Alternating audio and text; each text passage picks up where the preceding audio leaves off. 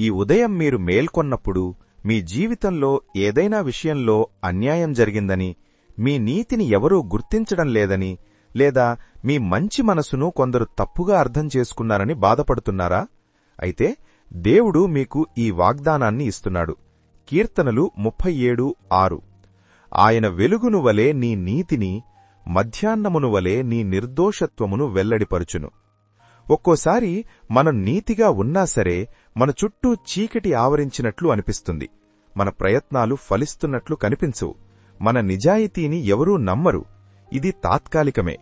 దేవుడు మీ నీతిని, మీరు అనుసరించిన న్యాయ మార్గాన్ని ఖచ్చితంగా బయలుపరుస్తాడు. అది మధ్యాహ్న సూర్యుడు ప్రకాశించినట్లుగా స్పష్టంగా అందరికీ కనిపించే విధంగా ఉంటుంది. ఎవరూ దాన్ని దాచిపెట్టలేరు. మనుషులు మిమ్మల్ని అర్థం చేసుకోకపోయినా, అపార్థం చేసుకున్నా దేవుడు మీ పక్షాన ఉంటాడు.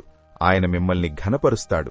మీరు చెయ్యాల్సిందల్లా ఆయన మార్గంలో నమ్మకంగా నడుస్తూ ఆయనపై మీ భారాన్ని వేయడమే.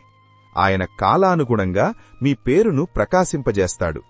ఈరోజు మీ నీతిని ఎవరూ చూడకపోయినా మీరు నిరాశపడకండి. దేవుడు చూస్తున్నాడు. ఆయన మీ నీతిని చీకటి నుండి వెలుగులోకి, సందేహాల నుండి స్పష్టతలోకి తీసుకొస్తాడు. మీ న్యాయం మధ్యాహ్న సూర్యునిలా ప్రకాశించే రోజు దగ్గర్లోనే ఉంది. ఆమేన్.